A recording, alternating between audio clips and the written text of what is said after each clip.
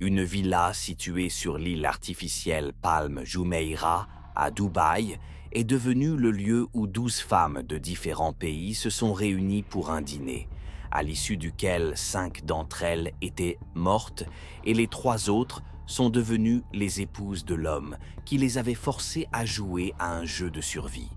Ce n'est ni une fiction ni le scénario d'un film. Cela s'est produit à l'été 2018 et le monde ne l'a appris qu'un an plus tard, lorsqu'une des survivantes a décidé de briser le silence. Rachid Al Maktoum avait 51 ans. Il était propriétaire d'une chaîne d'hôtels de luxe aux Émirats arabes unis et possédait une fortune d'environ 2 milliards de dollars, gagnée dans l'immobilier et l'hôtellerie. Sa famille était issue d'un clan influent lié à la dynastie régnante de Dubaï, mais Rachid lui-même n'occupait aucun poste officiel, préférant rester dans l'ombre et gérer ses affaires par l'intermédiaire d'un réseau de sociétés écrans et de mandataires. Il a été officiellement marié 4 fois, conformément aux lois islamiques qui autorisent un homme à avoir jusqu'à 4 épouses à la fois, à condition de les traiter toutes de manière égale. Mais Rachid ne se limitait pas à ses épouses officielles. Au cours des 8 dernières années, il entretenait une villa séparée sur l'île de Palm Jumeirah, où vivaient 12 jeunes femmes de différents pays. Il ne s'agissait pas d'un harem public au sens historique du terme. C'était un système soigneusement dissimulé, où chaque femme avait sa propre chambre, sa voiture personnelle, une carte de crédit avec une limite mensuelle de 10 000 dollars et un contrat qui lui interdisait de travailler, de rencontrer des hommes ou de quitter le pays sans autorisation. Les femmes étaient de nationalités différentes. Oksana Kovalenko, 23 ans, originaire d'Ukraine, ancienne mannequin, est arrivée à Dubaï il y a 3 ans pour un casting pour une campagne publicitaire et est restée après avoir rencontré Rachid. Anastasia Petrova, 26 ans, originaire de Russie, danseuse, travaillait dans l'un des clubs de Dubaï lorsque les hommes de Rachid l'ont remarqué. Isabella Silva, 28 ans, originaire du Brésil, instructrice de fitness, venue travailler dans l'un des hôtels de Rachid, est devenue sa maîtresse 2 mois plus tard. Rosa Reyes, 24 ans, originaire des Philippines, travaillait comme nounou dans une famille riche à Dubaï, jusqu'à ce qu'elle soit débauchée par la maison de Rachid avec la promesse d'une vie meilleure. Il y avait aussi Amina du Maroc, Elena de Roumanie, Valeria de Colombie, Nina de Thaïlande, Natalia de Russie, Karina d'Ukraine, Leila du Liban et Sophie de France. Elles avaient toutes entre 21 et 32 ans. Toutes ont signé des contrats en anglais et en arabe, qui les obligeaient à garder le secret, leur interdisaient tout contact avec la presse ou leur famille sans autorisation, ainsi que toute relation amoureuse en dehors du mariage. Toute violation du contrat entraînait une expulsion immédiate, sans indemnisation et d'éventuelles poursuites judiciaires pour diffamation si elles tentaient de parler de leur vie avec Rachid. Pour la plupart d'entre elles, c'était l'occasion de sortir de la pauvreté ou simplement de vivre dans un luxe inaccessible dans leur pays d'origine. 10 000 dollars par mois, un logement gratuit dans une villa avec piscine et personnel privé, des voitures, des vêtements de marque célèbres, des voyages lorsque Rachid le permettait. En échange, elle devait être disponible pour lui à tout moment, quand il le souhaitait. Rachid se rendait à la villa plusieurs fois par semaine, généralement tard dans la soirée, et y restait quelques heures, parfois toute la nuit. Il choisissait 1 ou 2 femmes, les autres restaient dans leur chambre. Entre elles, les femmes communiquaient avec prudence. Certaines se sont liées d'amitié, d'autres se considéraient comme des concurrentes. Rachid encourageait cette rivalité, les comparant parfois ouvertement, complimentant l'une en présence des autres, offrant des cadeaux de manière sélective. Il jouissait du pouvoir qu'il avait sur elle, du fait qu'elle dépendait financièrement et juridiquement de lui, que leur statut dans le pays était lié à sa volonté. Au printemps 2018, Rachid a pris une décision qui a changé la vie des 12 femmes. Il a décidé de prendre une 5e épouse. C'était un problème du point de vue de la charia, qui n'autorise que 4 épouses à la fois. Mais Rachid prévoyait de divorcer de l'une de ses épouses actuelles, la plus âgée, qui avait 58 ans et ne l'intéressait plus physiquement. Le divorce a été prononcé discrètement par un juge religieux qui était redevable à la famille de Rachid et la procédure a pris moins d'1 mois. Rachid avait désormais une place vacante pour une 5e épouse. Il décida de la choisir parmi les 12 maîtresses qui vivaient dans la villa. Le problème était qu'il n'arrivait pas à se décider. Elles étaient toutes jeunes, belles et obéissantes. Chacune avait ses qualités. Oksana était la plus jeune et la plus naïve, facile à manipuler. Isabelle était expérimentée et savait comment satisfaire un homme. Rosa était calme et docile, l'image parfaite de la femme traditionnelle. Anastasia était passionnée et fougueuse, ce qui attirait Rachid. Rachid passa plusieurs semaines à essayer de faire son choix. Il rencontra chacune d'elles séparément, passa du temps avec elles, les évalua. Mais il n'arrivait pas à se décider. Son caractère était tel qu'il ne supportait pas l'incertitude, mais en même temps, il ne voulait pas faire un choix qui pourrait s'avérer mauvais. C'était un homme audacieux. Il aimait prendre des risques dans les affaires, dans les investissements. Il jouait au poker avec ses amis pour des sommes importantes. Et c'est précisément ce trait de caractère qui a conduit à ce qui s'est passé ensuite. Au début du mois de juin, Rachid a réuni ses amis les plus proches pour un dîner privé dans l'un de ses hôtels. 8 hommes, tous issus de familles riches de Dubaï et d'autres Émirats, des hommes d'affaires, des investisseurs, un membre de la famille régnante, le cousin de l'émir. Ils buvaient du cognac coûteux, fumaient des cigares et discutaient affaires. À un moment donné, la conversation a dérivé sur les femmes, et Rachid a évoqué son problème pour choisir sa 5e épouse. L'un de ses amis, Khalid, 46 ans, propriétaire d'une entreprise de construction, a plaisanté en disant que Rachid devrait organiser un concours, comme dans les temps anciens, lorsque les femmes rivalisaient pour obtenir le droit de devenir l'épouse du sultan. Un autre, Saïd, 39 ans, investisseur, a proposé d'en faire un jeu où la gagnante remporterait tout. Rachid écoutait, souriait, buvait du cognac. Et soudain, il a dit que c'était une bonne idée, qu'il ferait exactement cela. Ses amis ont d'abord pensé qu'il plaisantait. Mais Rachid était sérieux. Il a dit qu'il organiserait une soirée spéciale, inviterait ses 12 maîtresses et organiserait un jeu où la gagnante deviendrait sa femme. Quand on lui a demandé quel genre de jeu, Rachid a réfléchi. Puis, il a proposé la roulette russe. Il avait vu cela dans des films américains, lu des articles sur des cas similaires où des gens risquaient leur vie pour de l'argent ou pour le frisson. L'idée lui plaisait. Un pur jeu du destin où personne ne peut tricher, où seule la chance décide qui survivra. Ses amis sont d'abord restés silencieux, puis ont commencé à rire, pensant qu'il s'agissait d'une nouvelle fantaisie d'ivrogne. Mais Rachid a continué à développer son idée. Il a déclaré que ce serait la solution idéale. Les femmes sauraient que les enjeux étaient élevés, que la victoire signifiait richesse et statut social, que le risque en valait la peine. Il proposa que chaque participante qui accepterait de jouer se verrait garantir un contrat de 50 millions de dollars en cas de divorce si elle devenait épouse. C'était une somme énorme qui pouvait assurer la vie de 3 générations. Khalid a demandé ce qui se passerait si quelqu'un mourait.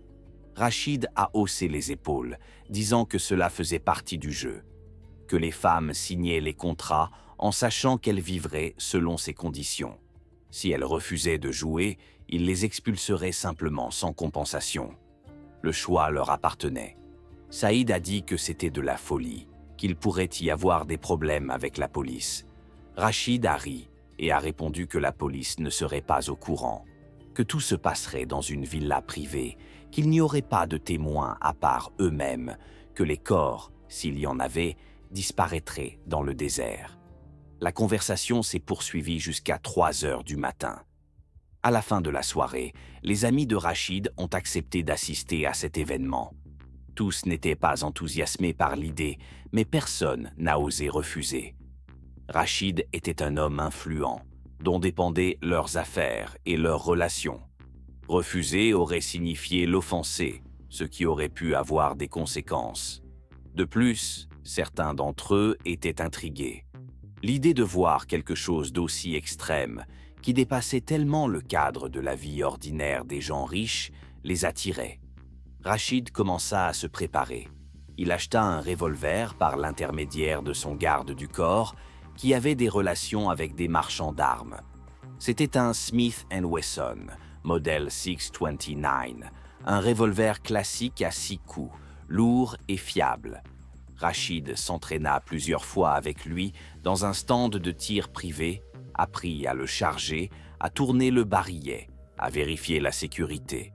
Il engagea également un médecin qui accepta d'être présent à la fête pour 200 000 $ et la garantie d'un silence absolu.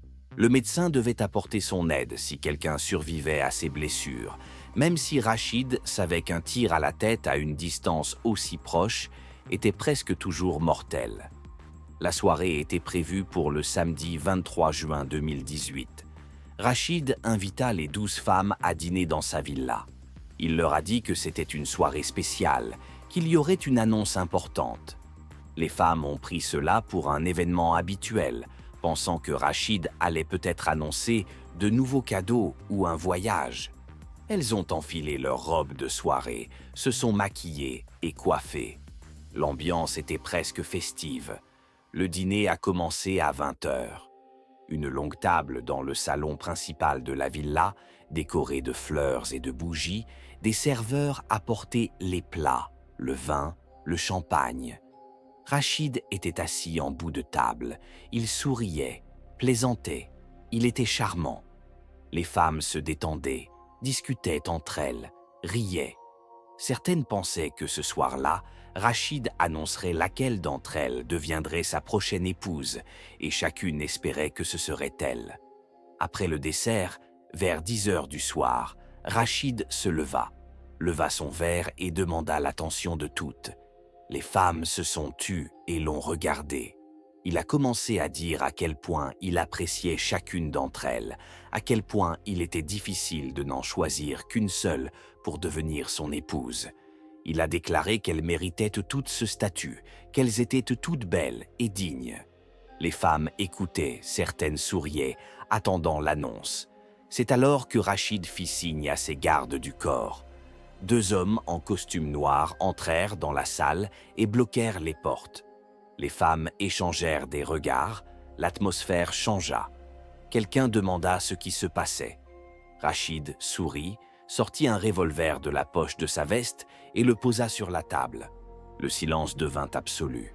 Rachid expliqua. Il dit qu'il ne pouvait pas choisir entre elles de manière habituelle, qu'il avait décidé de s'en remettre au destin, qu'aujourd'hui elles allaient jouer à un jeu et que la gagnante deviendrait sa 5e épouse, obtiendrait un contrat de 50 millions de $ en cas de divorce, le statut, la richesse, tout ce dont elle rêvait. Les femmes écoutaient sans comprendre. L'une d'elles, Elena, une Roumaine, demanda de quel jeu il s'agissait.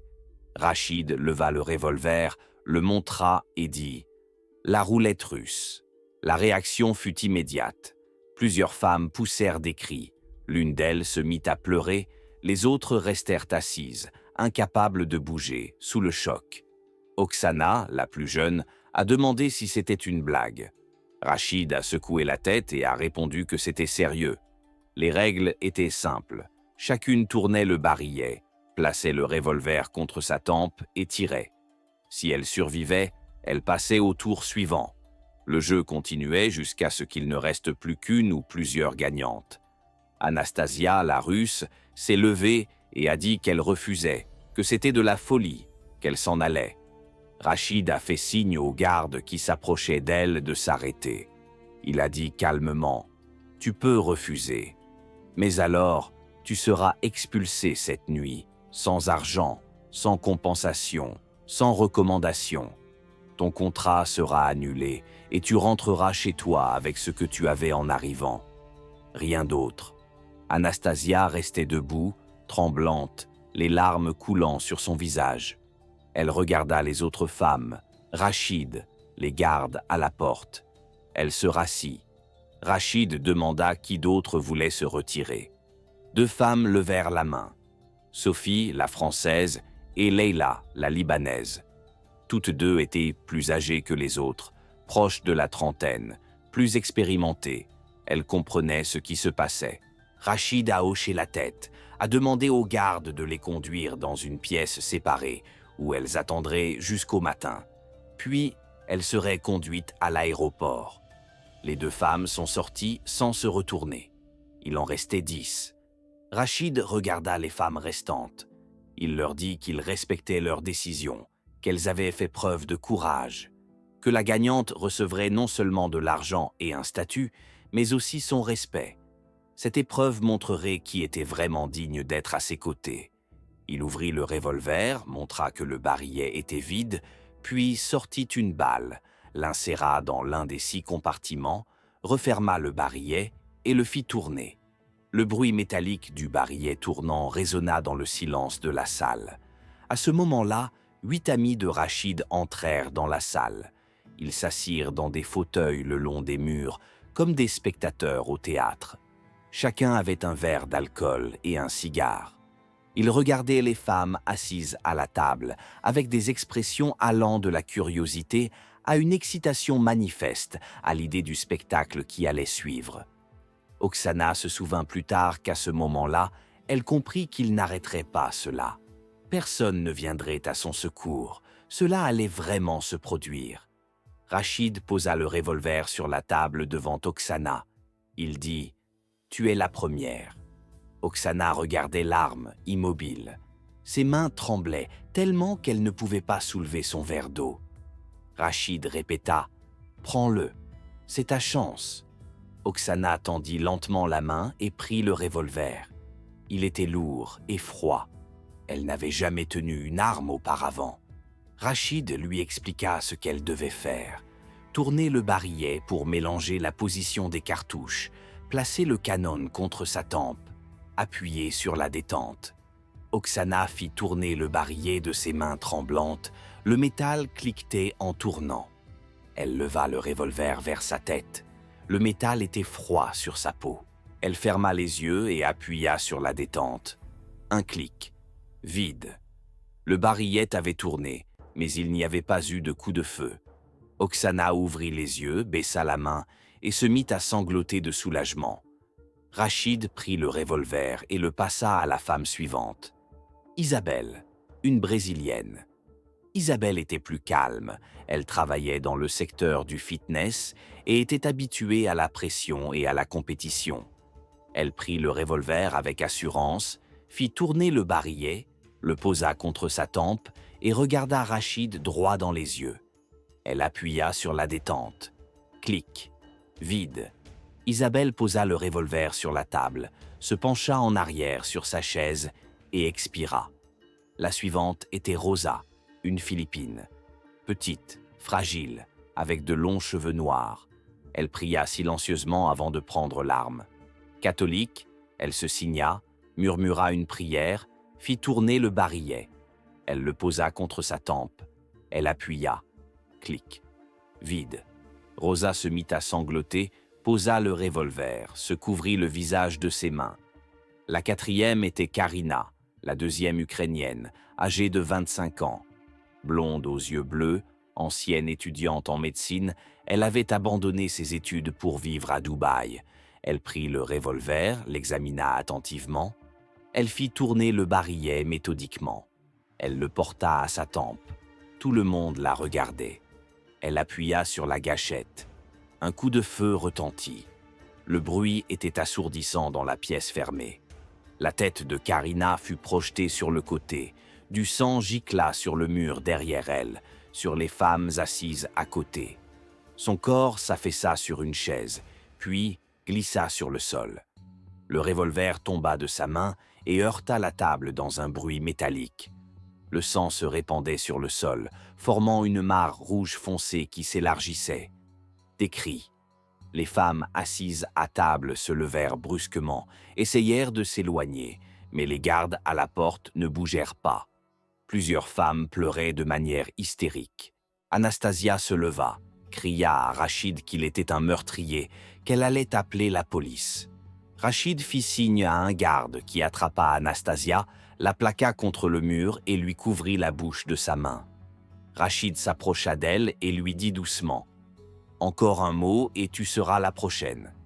Pas dans le jeu, juste une balle dans la tête, ici et maintenant. » Anastasia se tut et acquiesça. Le garde la lâcha. Rachid retourna à la table et regarda les femmes restantes.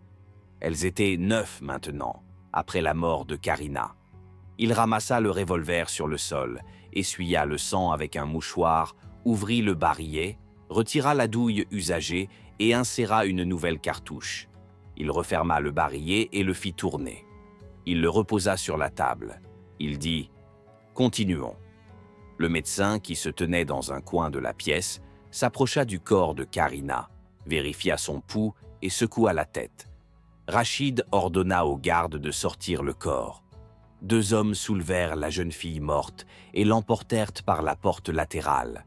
Le sang resta sur le sol, une tache sombre sur le marbre clair.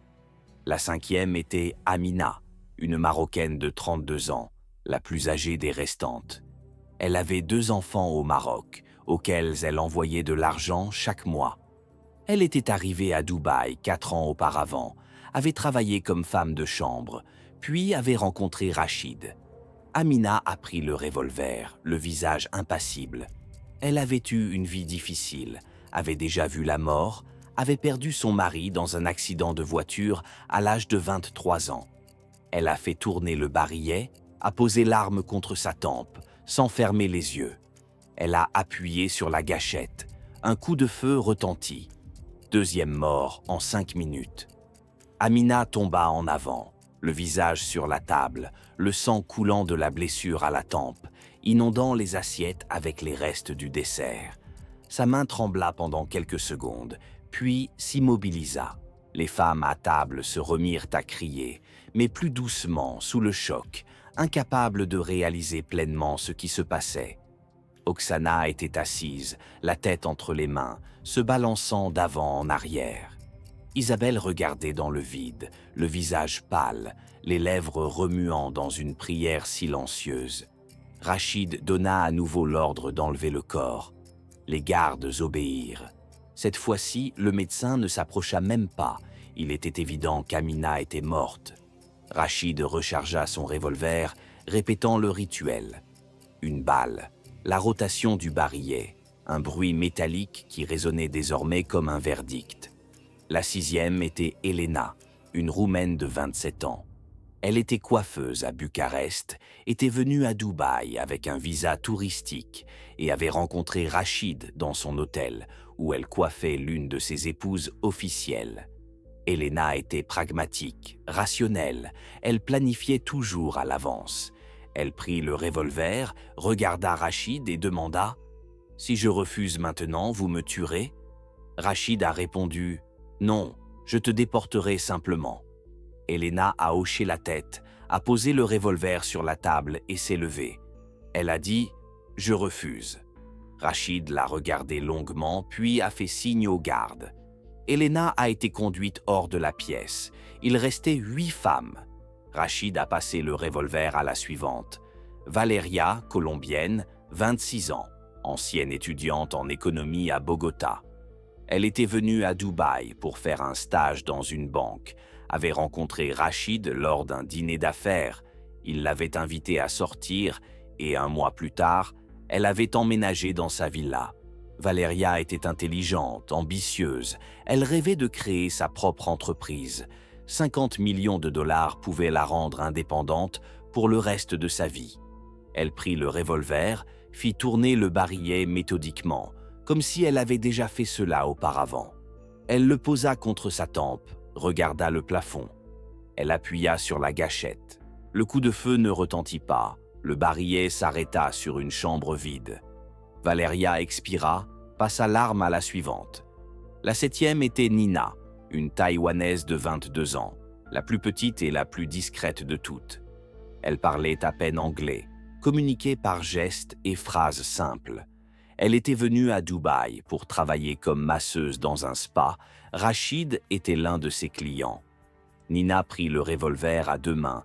Il semblait énorme dans ses petites paumes. Elle fit tourner le barillet, ferma les yeux, le posa contre sa tempe. Elle ne parvint pas à appuyer sur la gâchette pendant un long moment. Son doigt tremblait. Rachid a dit « Vas-y, ou je le ferai pour toi ». Nina a appuyé. Un coup de feu a retenti. Troisième mort. Nina est tombée de sa chaise. Son petit corps a heurté le sol. Le sang a coulé de la blessure, se mélangeant au sang déjà séché de Karina sur le marbre. Ses yeux étaient ouverts, regardant dans le vide. Les femmes autour de la table ne criaient plus. Elles étaient assises, figées, dans un état qui dépassait la peur. C'était autre chose, un blocage émotionnel comme mécanisme de défense psychologique. Il restait 7 femmes. Rachid poursuivait son rituel de rechargement. Ses amis observaient en silence. Plus personne ne buvait ni ne fumait. L'atmosphère avait changé, même pour eux. Certains avaient l'air pâle. L'un d'eux quitta la pièce. On l'entendit vomir dans le couloir. Mais personne n'arrêta Rachid. Personne ne dit que cela suffisait. La 8e était Anastasia, une Russe de 26 ans, celle-là même qui avait tenté de protester après le premier décès. Elle travaillait comme danseuse dans un club. Elle était forte, indépendante, peu habituée à obéir. Mais maintenant son visage était vide, comme si elle s'était repliée sur elle-même pour survivre à cela. Elle prit le revolver sans le regarder, fit tourner le barillet mécaniquement. Elle le posa sur sa tempe et appuya sans hésiter. Il n'y eut pas de coup de feu. Elle passa l'arme à la suivante, sans changer d'expression. La 9e était à nouveau Oksana. C'était son 2e tour. Elle l'avait déjà fait une fois, elle avait survécu, mais cela ne rendait pas le processus plus facile. Elle prit le revolver, qui était maintenant chaud à cause des nombreuses mains qui l'avaient tenu, fit tourner le barillet en écoutant le son métallique familier. Elle l'a posé contre sa tempe. Des pensées ont traversé son esprit. Pensées pour sa famille en Ukraine, pour sa mère qui ne savait pas ce que faisait sa fille à Dubaï, qui pensait qu'elle travaillait comme mannequin. Oksana a appuyé sur la gâchette. Il n'y a pas eu de coup de feu. Elle a posé le revolver sur la table. Ses mains tremblaient tellement qu'elle ne pouvait plus les contrôler. Isabella était la 10e. C'était la 2e fois pour elle. La Brésilienne semblait plus calme que les autres. Son expérience dans le domaine du fitness, où elle s'était habituée à la douleur, aux limites du corps, l'aidait à garder le contrôle. Elle prit le revolver, fit tourner le barillet, le posa contre sa tempe et appuya sur la gâchette. Le barillet tourna sur une chambre vide. Elle l'a passé à Rosa. Rosa, Philippine, 2e tour. Elle priait encore, murmurant des mots en tagalog, sa langue maternelle. Elle a pris l'arme, a fait tourner le barillet, l'a appuyé contre sa tempe. Son visage était mouillé de larmes. Elle a appuyé sur la gâchette. L'arme n'a pas tiré. Rose a baissé le revolver et a remercié Dieu à haute voix.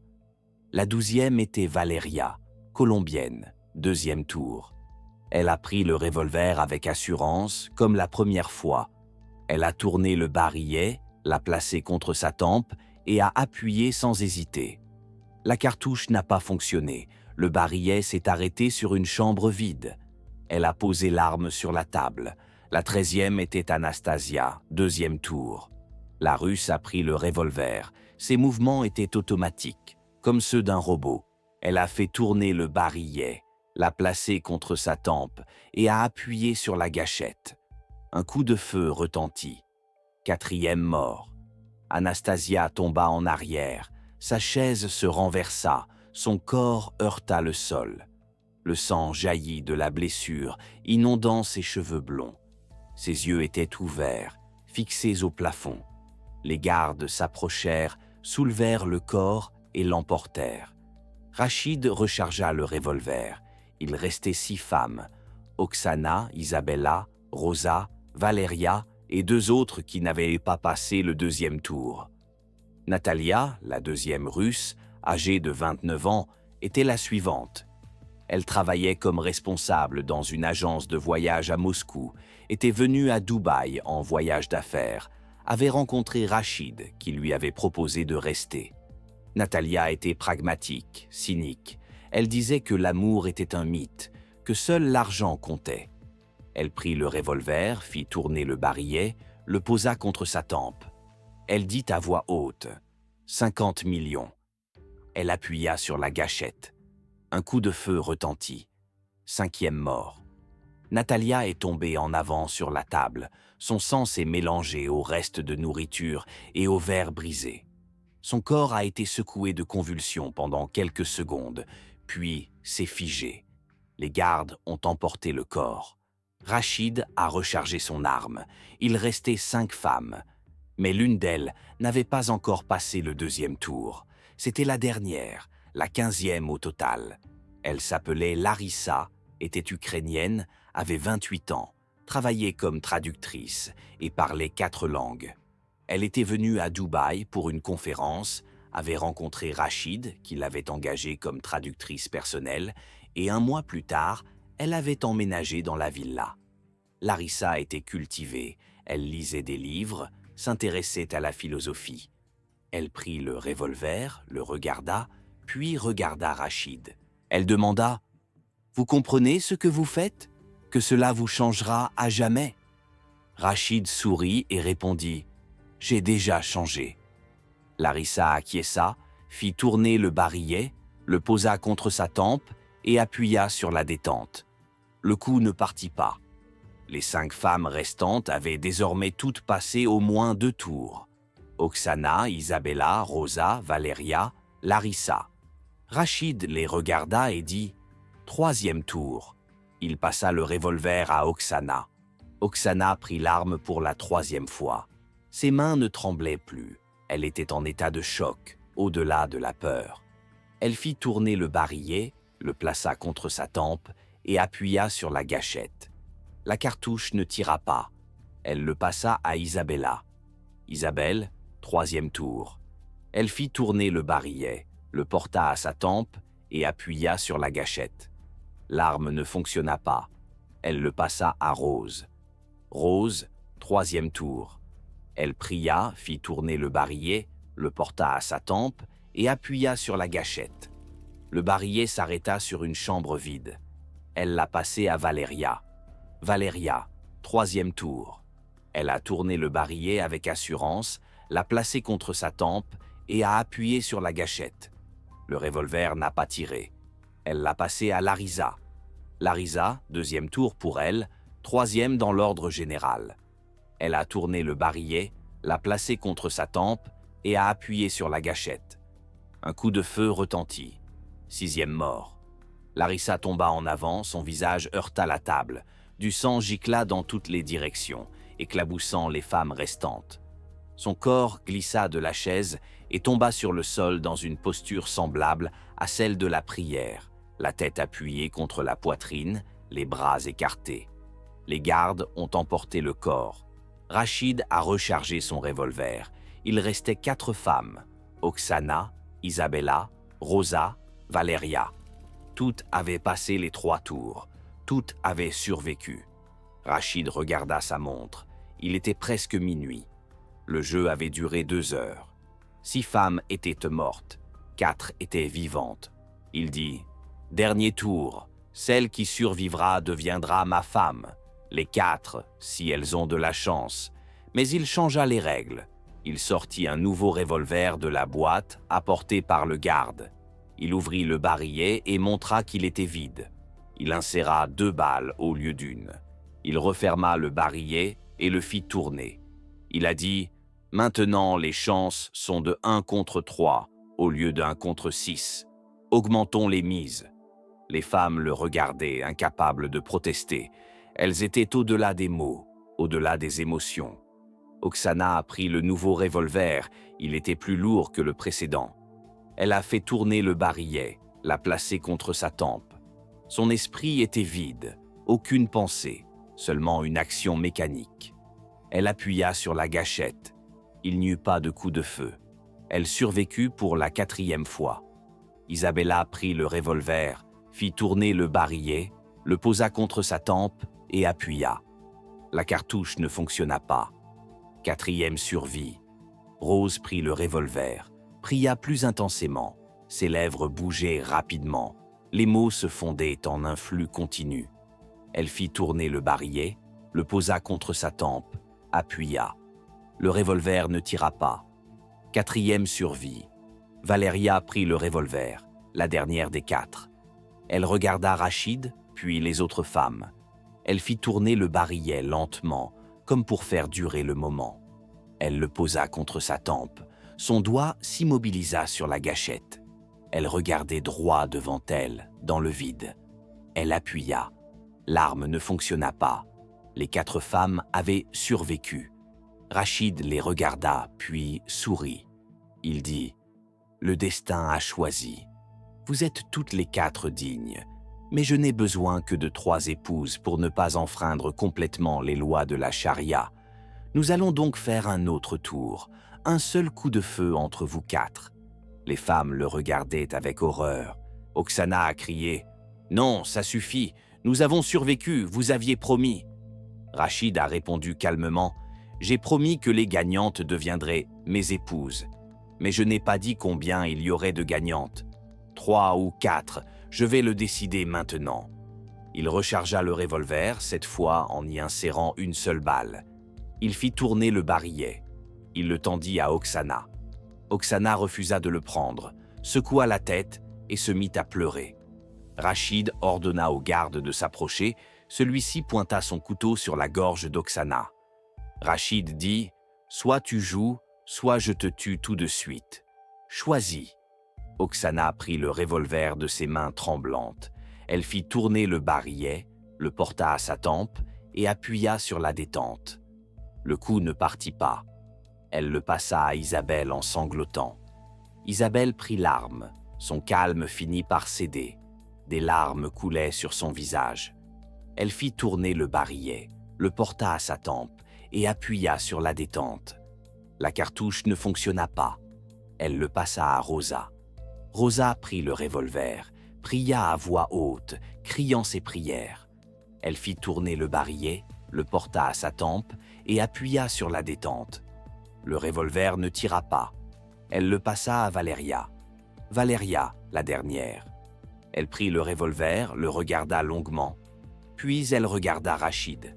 Elle dit doucement « Si je meurs, vous le regretterez. » Rachid rit et répondit « Je ne regrette jamais rien. » Valeria fit tourner le barillet, le porta à sa tempe. Elle ferma les yeux.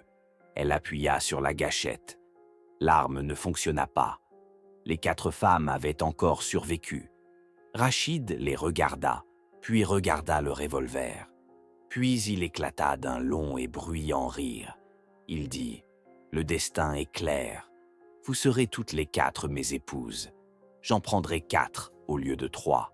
Les règles ont été créées par les hommes, je peux les changer. » Les femmes restèrent assises, incapables de réagir. Sous le choc, épuisées, traumatisées.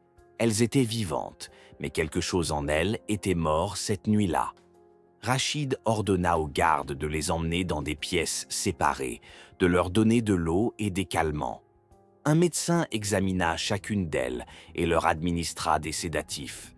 Les corps des 6 femmes décédées ont été emportés la nuit même. Les gardes de Rachid les ont conduits dans le désert, dans un endroit qu'eux seuls connaissaient. Là, les corps ont été brûlés dans des fosses spécialement préparées, les cendres dispersées dans le sable. Aucune trace, aucune tombe, rien qui puisse être retrouvé. 4 femmes passèrent le reste de la nuit dans des chambres séparées de la villa, sous la surveillance des gardes. Le médecin leur administra à chacune des sédatifs suffisamment puissants pour qu'elles puissent s'endormir malgré l'horreur qu'elles venaient de vivre. Le matin du 24 juin, Rachid les a réunies dans le salon. Elles étaient assises sur les canapés, pâles, le regard vide, vêtues des peignoirs qui leur avaient été fournis.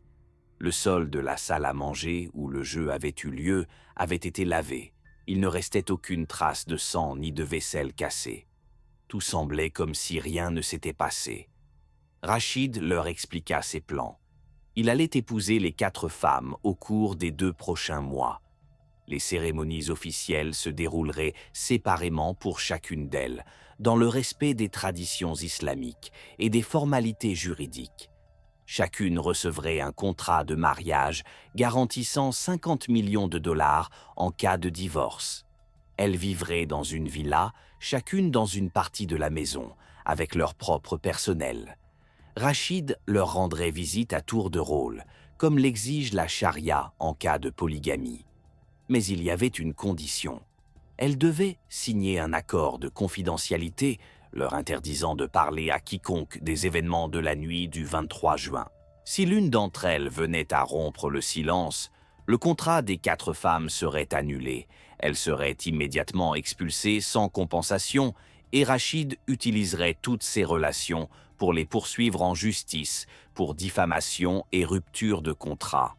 Il a également laissé entendre que les familles des femmes pourraient en pâtir si l'information venait à être rendue publique. Les femmes ont signé les documents. Elles n'avaient pas le choix. Elles se trouvaient dans un pays étranger, sans argent, sans relations, sous le contrôle d'un homme doté d'un pouvoir et d'une influence considérable. Refuser signifiait rentrer chez elles les mains vides après tout ce qu'elles avaient vécu. Signer signifiait obtenir la richesse, mais vivre avec le souvenir de 6 femmes mortes. Les mariages ont eu lieu entre août et octobre 2018. Oksana a été la première à se marier. La cérémonie s'est déroulée dans une résidence privée en présence d'un dignitaire religieux qui a reçu une généreuse récompense pour garder le silence sur le fait qu'il s'agissait de la 5e épouse et non de la 4e. Isabelle s'est mariée en septembre, Rosa et Valeria en octobre. Chaque cérémonie a été enregistrée séparément dans différents émirats afin d'éviter les questions des autorités sur le nombre d'épouses. Officiellement, 4 femmes sont devenues les épouses de Rachid Al Maktoum. Les contrats ont été rédigés par des avocats, chaque document garantissant 50 millions de dollars en cas de divorce, plus une pension alimentaire mensuelle, un logement, des voitures et du personnel de maison. Sur le papier, cela ressemblait à un conte de fées où des filles pauvres devenaient princesses. En réalité, c'était une cage construite à partir de traumatismes et de peurs. Les premiers mois après leur mariage, les femmes ne se parlaient presque pas. Chacune vivait dans sa partie de la villa, rencontrait Rachid selon un horaire précis et jouait le rôle d'épouse. Mais la nuit, elles étaient hantées par des cauchemars. Oksana se réveillait en sursaut après avoir rêvé que Karina tombait, une balle dans la tête, et que le sang inondait la table.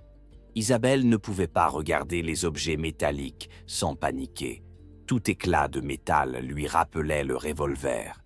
Rosa priait pendant des heures chaque jour, essayant d'expier la culpabilité du survivant.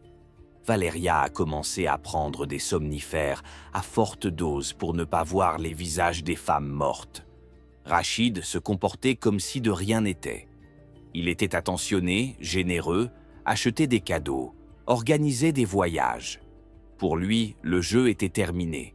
Il avait obtenu ce qu'il voulait et passait à autre chose. Ses amis, les 8 hommes présents cette nuit-là, gardaient également le silence. Ils étaient liés par un secret commun qui pouvait détruire leur vie s'il était rendu public. Mais Oksana ne pouvait pas vivre avec cela. Elle était la plus jeune, âgée de 23 ans, et le traumatisme la détruisait de l'intérieur. 6 mois après le mariage, en février 2019, elle a commencé à chercher un moyen de se sortir de cette situation. Elle ne pouvait pas simplement aller voir la police, elle n'avait aucune preuve. Les corps avaient disparu, il n'y avait pas d'enregistrement vidéo, les autres participants nieraient tout. C'était sa parole contre celle de l'une des personnes les plus influentes de Dubaï. Oksana a commencé à étudier les différentes options. Elle comprenait qu'il fallait des preuves, quelque chose de tangible, d'indéniable. Elle se souvint avoir vu l'un des amis de Rachid, Saïd, filmeur quelque chose avec son téléphone pendant le match. Elle n'était pas sûre qu'il s'agissait d'une vidéo ou simplement de photos, mais c'était sa seule chance. En mars 2019, Oksana contacta via une application cryptée un hacker qu'elle avait trouvé grâce à une connaissance ukrainienne. Le hacker, qui travaillait sous le pseudonyme de Seri, a accepté de pirater le téléphone de Saïd pour 50 000 $. Oksana a payé avec son allocation mensuelle que Rachid versait sur son compte. Le processus a pris 2 mois. Le hacker a utilisé une attaque de phishing, envoyant à Saïd un faux message de la banque contenant un programme malveillant. Lorsque Saïd a ouvert le lien sur son téléphone, le programme a accédé au fichier. Le hacker a copié tout le contenu du téléphone, y compris les photos et les vidéos de l'année écoulée. En mai 2019, Oksana a reçu les fichiers. Parmi les milliers de photos et de vidéos, elle a trouvé ce qu'elle cherchait. Un fichier vidéo de 2 heures et 17 minutes, tourné le 23 juin 2018 à partir de 21 heures. La qualité était moyenne, le téléphone était tenu à la main, l'image tremblait parfois, mais tout était visible et audible. La vidéo montrait tout le jeu du début à la fin. Rachid explique les règles, les femmes prennent le revolver à tour de rôle, les coups de feu, la mort de Karina, Amina, Nina, Anastasia, Natalia, Larisa. Des cris, des pleurs, du sang sur la table. Rachid et ses amis, assis dans des fauteuils, observant. Des commentaires, des rires, des paris entre eux sur qui survivra. Tout a été enregistré. Oksana a copié la vidéo sur plusieurs clés USB, les a cachées à différents endroits. Puis elle a commencé à réfléchir à ce qu'elle allait en faire. Aller voir la police de Dubaï était risqué. Rachid avait des relations dans la police. L'affaire aurait pu être étouffée et Oksana aurait disparu. Elle a décidé qu'il fallait rendre l'affaire publique, tellement publique que les autorités ne pourraient pas l'ignorer. En juin 2019, Oksana a créé une adresse électronique anonyme via un service protégeant la confidentialité. Elle a envoyé la vidéo à plusieurs médias internationaux en même temps. The Guardian au Royaume-Uni, Al Jazeera au Qatar, le New York Times aux États-Unis, Der Spiegel en Allemagne, Le Monde en France. Dans sa lettre, elle a brièvement décrit la situation, indiqué les noms des participants, la date et le lieu de l'événement. Elle n'a pas révélé son identité et a signé en tant que témoin. Al Jazeera a été le premier à répondre. Les journalistes ont vérifié l'authenticité de la vidéo et se sont assurés qu'elle n'avait pas été montée ou modifiée. Ils ont identifié Rachid Al-Maktoum grâce à son visage et ont confirmé qu'il s'agissait bien de lui. Le 23 juin 2019, exactement un an après les faits, Al Jazeera a publié un article sur son site web intitulé « Un milliardaire de Dubaï a forcé des femmes à jouer à la roulette russe pour gagner le droit de devenir son épouse ». La vidéo a été mise en ligne avec les visages des victimes floutés afin de protéger leur identité. Mais le visage de Rachid et de ses amis était clairement visible. L'article était accompagné d'une enquête dans laquelle les journalistes ont identifié certaines des femmes décédées en les comparant à des déclarations de disparition. Les familles de Karina, Amina, Nina, Anastasia, Natalia et Larisa ont été retrouvées et interrogées. Toutes ont confirmé que leur fille travaillait à Dubaï et avait disparu à l'été 2018. La réaction a été immédiate et mondiale. La vidéo est devenue virale, enregistrant 50 millions de vues au cours des 48 premières heures. Le hashtag avec le nom de Rachida est devenu tendance sur les réseaux sociaux à travers le monde. Les organisations de défense des droits humains ont exigé une enquête. Les gouvernements de plusieurs pays d'origine des femmes décédées ont adressé des demandes officielles aux autorités des Émirats arabes unis. Les autorités de Dubaï se sont retrouvées sous une pression énorme. Il s'agissait d'un scandale international qui menaçait la réputation de l'Émirat en tant que lieu sûr pour les touristes et les expatriés. Le 25 juin, la police a arrêté Rachid Al-Maktoum à son domicile. 8 de ses amis, qui étaient présents dans la villa cette nuit-là, ont également été arrêtés. L'enquête s'est déroulée à huis clos. Les autorités des Émirats arabes unis ont tenté de minimiser la publicité, mais les fuites d'informations ont continué. Il a été révélé que les corps de 6 femmes avaient effectivement été détruits dans le désert, le lieu ayant été découvert grâce au témoignage de l'un des gardes de Rachid, qui a accepté de coopérer avec l'enquête en échange d'une réduction de peine. Des restes d'os et des dents ont été retrouvés sur place, qui ont été identifiés grâce au dossier dentaire comme appartenant aux femmes disparues. Les 4 épouses survivantes de Rachid ont été interrogées par la police. Oksana, Isabella, Rosa et Valeria ont fait des déclarations détaillées, confirmant tout ce qui figurait sur la vidéo. Leurs témoignages concordaient dans tous les détails. Le médecin présent à la villa a également été arrêté et a fait des déclarations, reconnaissant son rôle. Le procès de Rachid Al-Maktoum a débuté en octobre 2019 devant un tribunal pénal spécial de Dubaï. Le procès était fermé au public, mais des informations ont filtré par l'intermédiaire d'avocats et de journalistes qui avaient des sources au sein du système judiciaire. L'accusation a retenu 6 chefs d'accusation. Meurtre au premier degré, coercition à participer à un jeu dangereux, détention illégale d'armes, destruction de preuves et autres crimes. La défense de Rachid a tenté de contester la vidéo, affirmant qu'elle avait été montée, que les femmes avaient participé volontairement et qu'il s'agissait d'un jeu auquel tout le monde avait consenti. Mais l'expertise a confirmé l'authenticité de la vidéo et les témoignages des femmes survivantes ont réfuté la version selon laquelle elles avaient participé volontairement. Elles ont décrit les menaces d'expulsion, les couteaux sous la gorge, l'atmosphère de terreur. Le procès a duré 4 mois. Le 27 février 2020, le verdict a été rendu. Rachid Al-Maktoum a été reconnu coupable de tous les chefs d'accusation. Le juge l'a condamné à la prison à vie sans possibilité de libération conditionnelle.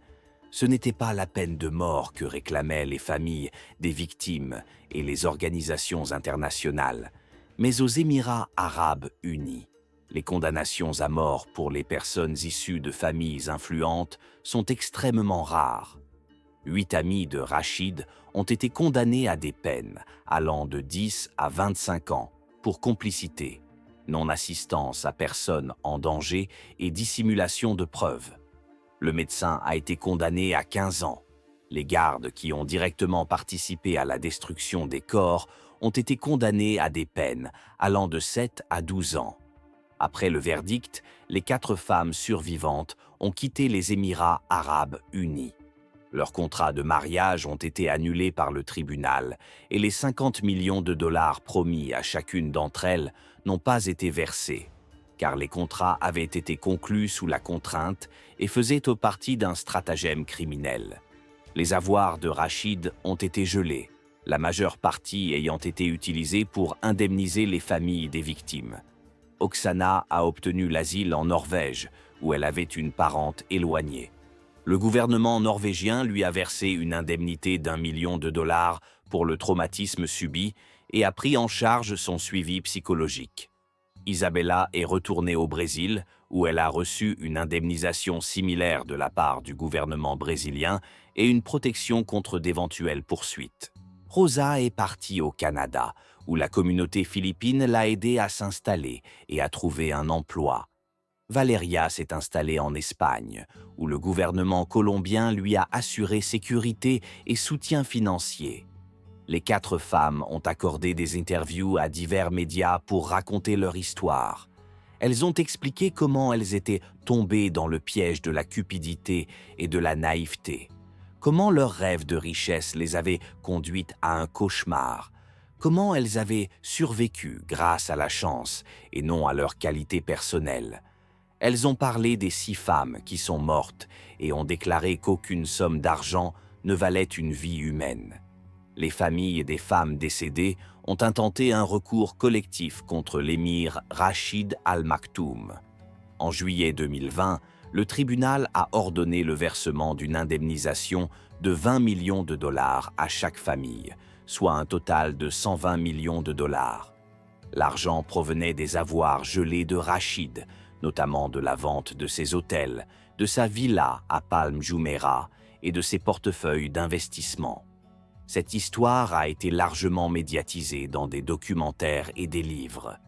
Netflix a produit en 2021 une série documentaire intitulée The Sheikh's Bet, qui comprend des interviews de survivantes, de familles de victimes, d'enquêteurs et d'experts en droit des femmes. La série a suscité des débats sur la situation des femmes migrantes dans les pays du Golfe Persique, sur le système de la kafala, qui confère aux employeurs un pouvoir considérable sur les travailleurs étrangers, et sur la culture de l'impunité des riches. Sous la pression de la communauté internationale, le gouvernement des Émirats arabes unis a modifié sa législation. Les règles de contrôle des maisons privées et des villas où des personnes peuvent être détenues contre leur gré ont été renforcées. La police a créé une unité spéciale chargée d'enquêter sur les cas de traite des êtres humains et de travail forcé. Des sanctions plus sévères ont été introduites pour les crimes commis à l'encontre des travailleurs étrangers.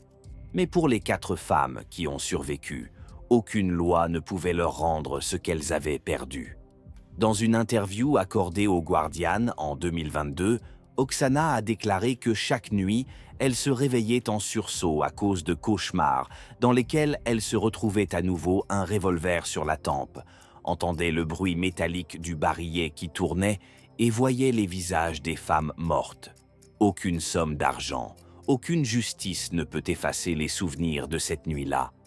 Isabella a repris son travail de professeur de fitness à Rio de Janeiro, mais elle a avoué qu'elle ne pouvait pas rester longtemps dans des espaces clos car elle commençait à paniquer. Parfois, elle aperçoit dans la rue des hommes qui ressemblent à Rachid ou à ses amis, et elle est prise de panique. Rosa a consacré sa vie à aider les victimes de violences domestiques et de traite des êtres humains à Toronto. Elle dit qu'aider les autres l'aide à surmonter son propre traumatisme. Valeria a écrit un livre sur son expérience, qui est devenu un best-seller en Espagne et a été traduit en 12 langues. Les familles des 6 femmes décédées ont utilisé les indemnités reçues de différentes manières. Les parents de Karina, en Ukraine, ont créé une fondation caritative qui aide les jeunes femmes souhaitant partir travailler à l'étranger en leur fournissant des informations sur les risques et un soutien juridique. La famille d'Amina, au Maroc, a construit une école pour les filles dans leur village, qu'elle a baptisée du nom de leur fille décédée. Les parents de Nina, en Thaïlande, ont utilisé l'argent pour financer l'éducation de leurs plus jeunes enfants et aider la communauté locale. Rachid Al Maktoum purge une peine de prison à perpétuité dans un établissement de haute sécurité dans l'émirat d'Abu Dhabi.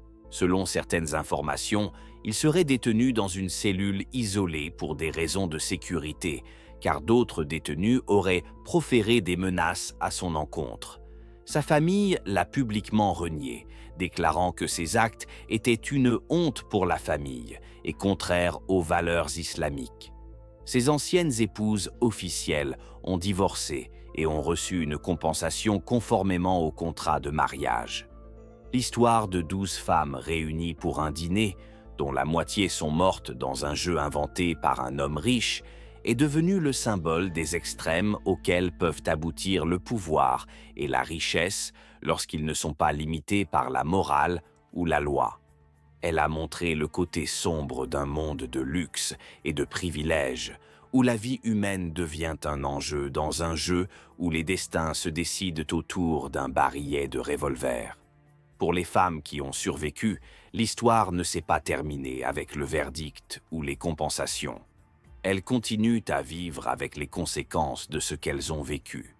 Mais elles sont également devenues les porte-paroles de celles qui ne peuvent pas s'exprimer, rappelant au monde l'existence de 6 femmes dont la vie a été brisée par le caprice pervers d'un seul homme, et que la justice, même tardive, est possible lorsqu'on a le courage de dire la vérité, malgré la peur et les menaces.